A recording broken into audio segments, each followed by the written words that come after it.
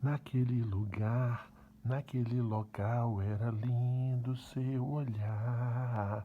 Eu te avistei, foi fenomenal, ouviu a chance. Olá pessoal, tudo bem? Dando continuidade às nossas aulas, hoje eu vou falar especificamente sobre a jurisprudência do STJ e do STF acerca da prisão preventiva. Eu, eu colecionei aqui, eu juntei aqui alguns julgados recentes de 2019 e 2020 sobre vários assuntos, vários temas relacionados à prisão preventiva. Né?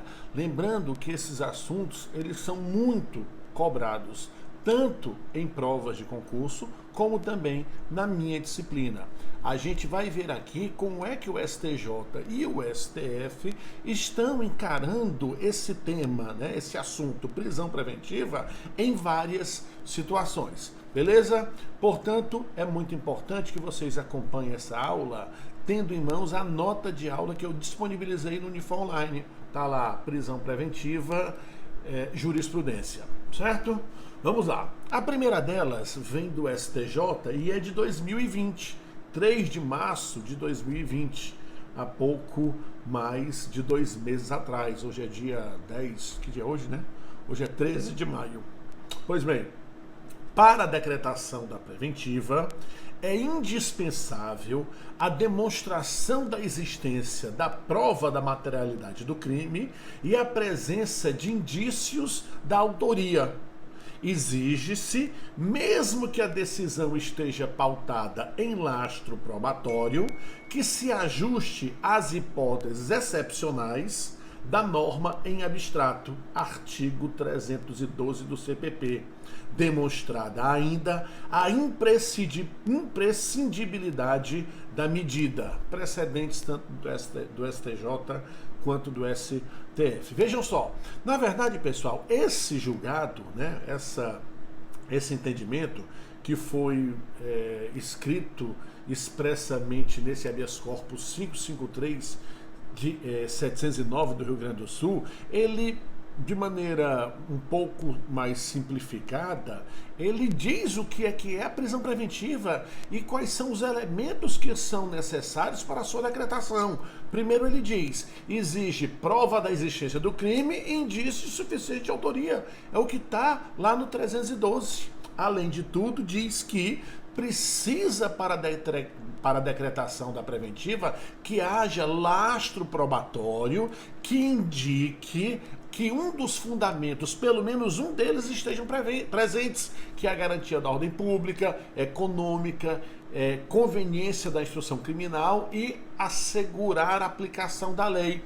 Portanto, ele está dizendo, exige-se os pressupostos da preventiva, PEC mais ISA, prova da existência do crime e indícios suficientes de autoria e pelo menos um dos fundamentos. E esses fundamentos eles precisam estar demonstrados através de lastro probatório, ou seja, no processo, nos autos tem que ter demonstração, prova de que aquela preventiva está sendo decretada por garantia da ordem pública, econômica, conveniência da instituição criminal ou para assegurar a aplicação da lei. E ainda vai mais adiante, demonstrado ainda a imprescindibilidade da medida. Ou seja, além de tudo, o magistrado precisa mostrar, ele precisa demonstrar que aquela medida que é a prisão preventiva é a única cabível naquele momento. Você não pode modificá-la por nenhuma outra, certo? Sob pena de nulidade. Vamos para o segundo julgado.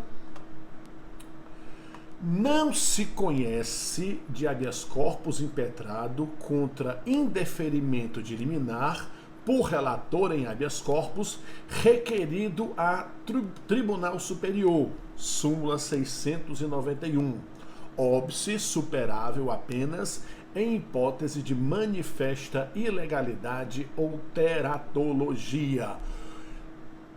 Esse julgado do STF repete uma súmula do STF, a 691, que diz mais ou menos o seguinte: se você impetrou um habeas corpus no Superior Tribunal de Justiça, STJ, no TSE ou no STM, e você pediu uma liminar, o impetrante pediu a liminar, não é possível impetrar um habeas corpus contra a negativa da liminar, certo? A liminar é a decisão que o magistrado dá, eventualmente, no início da ação de habeas corpus. Se a medida é urgente e há, evidentemente, fundamentos para um deferimento de uma liminar, de uma antecipação da decisão, o magistrado tem que dar logo no início. Mas se esse habeas corpus é para o STJ, STM ou TSE, e o relator, para quem foi distribuído o habeas, ele diz o seguinte, ó, aqui não cabe liminar. O STF diz que não cabe habeas corpus contra o indeferimento da liminar. Tá entendendo? Ou seja, você precisa esperar o julgamento completo do habeas corpus para, depois de denegado o habeas corpus no mérito, ele ser alvo de um recurso ou de um outro habeas corpus para o Supremo Tribunal Federal. Apesar disso, apesar de ser uma súmula, o Supremo tem abrandado o teor dessa súmula, porque diz que em casos de manifesta ilegalidade ou teratologia, é possível sim você impetrar um habeas corpus contra a negativa do relator que indeferiu a liminar, mas só em caso de manifesta ilegalidade ou teratologia, que seria uma decisão meio amalucada, ok? Vamos lá, terceira jurisprudência. A manutenção da custódia cautelar no momento da sentença condenatória, nos casos em que o acusado permaneceu preso durante toda a instrução criminal, não requer fundamentação exaustiva, sendo suficiente o entendimento de que permanecem inalterados os motivos que levaram à decretação da medida extrema em um primeiro momento, desde que estejam, de fato, preenchidos os recursos legais do 312 do CPP.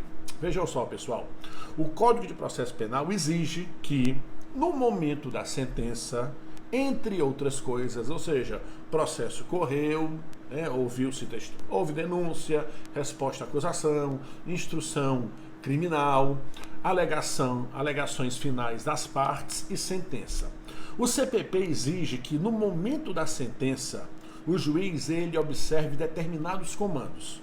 E um dos comandos é, em caso de condenação, o juiz deve avaliar se é o caso de decretar uma prisão preventiva, se os motivos estiverem presentes, ou manter a preventiva anteriormente decretada, certo? Ou seja, se o acusado respondeu o processo livre e no momento da sentença o juiz observa que existem razões de preventiva, o juiz decreta. Agora, se o acusado estava preso já preventivamente, no momento da sentença, o juiz tem que analisar se os motivos da preventiva permanecem. Se permanecerem, o juiz mantém a prisão preventiva, certo? Isso é uma regra contida para que o juiz obedeça no momento da sentença condenatória. O que a jurisprudência está dizendo nesse caso aqui é que, em caso de manter a prisão preventiva anteriormente decretada no curso do processo, o magistrado não precisa fundamentar a manutenção preventiva de forma exaustiva. A forma exaustiva de decretar a preventiva deve ser feita num primeiro momento e não no momento da manutenção da preventiva, certo? Mas, de qualquer forma, a jurisprudência exige que o magistrado indique, ainda que não exaustivamente, quais são os elementos que justifiquem a manutenção da preventiva, certo? Então, no momento da sentença, o juiz tem motivo de preventiva? Tem. Mantém a preventiva e explica por quê. Né? Se a pessoa estava solta, ele decreta nesse momento. Se não tem motivo de preventiva, o juiz ou não decreta a preventiva ou revoga a prisão preventiva anteriormente decretada. Ok? Vamos seguir para a próxima. 4, né? inviável o exame das teses defensivas não analisadas pelo... Repetindo. Inviável o exame das teses defensivas não analisadas pelo Superior Tribunal de Justiça sob pena de indevida supressão de instância precedentes, julgado também de 2020, como vocês podem perceber aí. Pessoal, é o seguinte, quando você impetra um habeas corpus, você alega razões que justificariam a concessão do habeas corpus que você está requerendo, certo? Muitas vezes o impetrante apresenta mais de uma tese em favor da concessão do habeas corpus, certo? E da negativa do habeas corpus, você impetra um recurso, que pode ser um recurso ordinário constitucional ou um habeas corpus substitutivo. Lembrando que o STJ, ele diz que não cabe habeas corpus substitutivo quando cabe o recurso ordinário constitucional. Embora na prática eles acabam conhecendo, se for o caso, dando de ofício o habeas corpus. Pois bem, então quando o habeas corpus foi denegado, você ingressa ou com um novo habeas corpus ou então com um recurso ordinário. O que o STF está dizendo aqui é o seguinte: se o impetrante alegou, por exemplo, 3 teses e o STJ, aliás, apreciou só 2, você não pode recorrer contra aquela tese não apreciada, tá entendendo? E se você fizer isso, o STF não vai sequer conhecer, ou seja, não vai sequer julgar, porque é como se houvesse uma supressão de instância. Ou seja, o STJ, ele tem que se pronunciar sobre aquela tese que você alegou e que ele não enfrentou.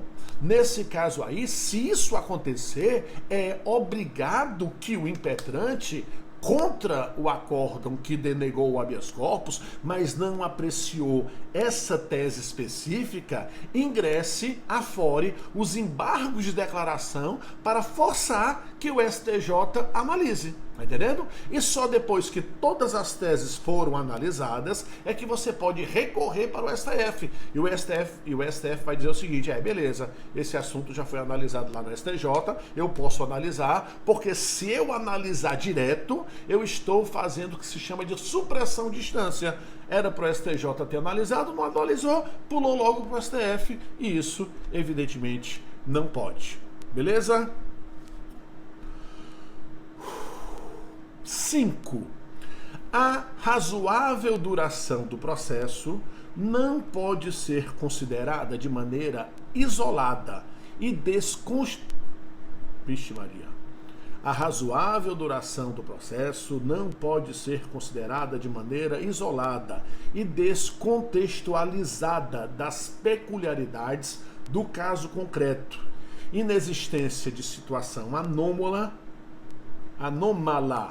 a comprometer a efetividade do processo ou desprezo estatal pela liberdade do cidadão. Pessoal, embora não haja um prazo pré-determinado para a prisão preventiva, embora não haja, o Código de Processo Penal não estipule que a prisão preventiva tem que ter determinado prazo, como faz, por exemplo, com a prisão temporária, o fato é que essa prisão preventiva ela não pode se eternizar de maneira aleatória no tempo. Tá entendendo? E se houver um atraso, uma demora na resolução da causa, que tem que ter uma razoável duração, conforme comando esculpido na Constituição Federal, ou seja, havendo demora, a prisão ela pode se tornar ilegal.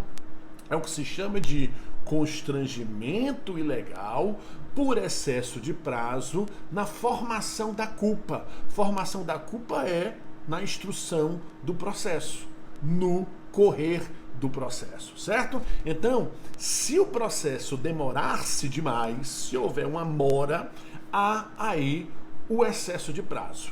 Agora, o excesso de prazo, ele só vai ser um constrangimento ilegal se os motivos que ensejaram a demora não for culpa nem do juiz, nem do Estado.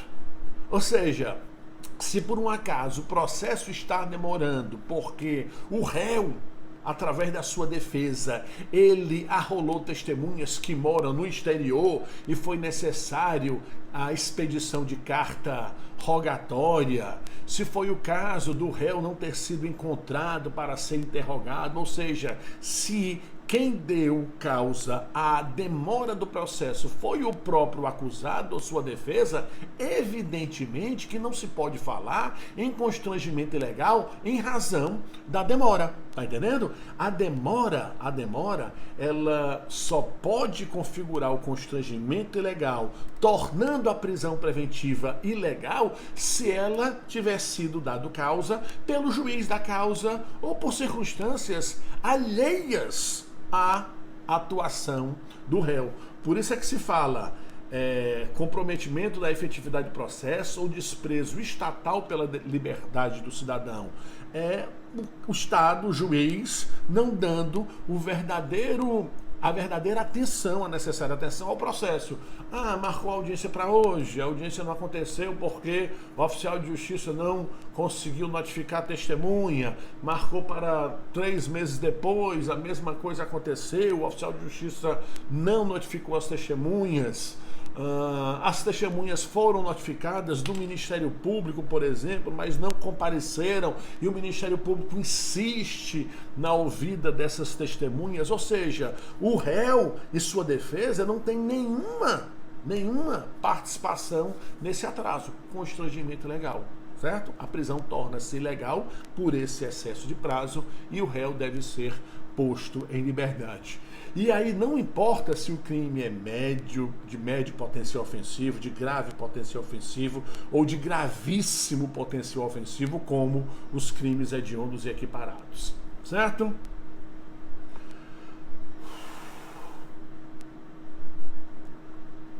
Tem o outro julgado em cima que vai mais ou menos na linha do que a gente acabou de falar, que também é do STF, né? O período de trâmite retratado nestes autos não revela quadro de flagrante omissão ilegal imputável ao Poder Judiciário, de modo a justificar o relaxamento da prisão, sobretudo se consideradas as particularidades da causa, como a pluralidade de réus, a complexidade da causa e a necessidade de expedição de precatórias. Nesse habeas corpus aqui, é isso, aconteceu de o impetrante questionar no Supremo, depois de ter passado em todas as instâncias, que o processo estava se demorando muito. E essa demora deveria ser considerada ilegal, não é isso? Constrangimento ilegal por excesso de prazo na formação da culpa. O Supremo Tribunal Federal, através da primeira turma, entendeu. Nesse caso específico, houve excesso sim, mas o excesso é justificável. É justificável por quê? Porque há muitos réus. A causa é complexa, inclusive com a necessidade de expedição de cartas precatórias. Ou seja, foi identificado, no caso concreto, que a causa era complexa. Tá entendendo? E que, embora tenha efetivamente havido o atraso, tenha havido a demora, tenha havido a mora, essa demora não pode ser atribuída ao juiz, ao juiz da causa, ao Estado, porque diante das particularidades do caso concreto, é mais do que aceitável que o processo se demore. Beleza? Bom, nós vimos aqui 6 julgados, né, 6 situações sobre prisão preventiva e como o STJ e o STF têm enfrentado esse tema. Voltarei com vocês falando novamente sobre a jurisprudência do STJ e do STF a propósito da prisão preventiva, porque é um assunto muito cobrado em concursos públicos e também na minha prova. Beleza? Fiquem ligados, até a próxima.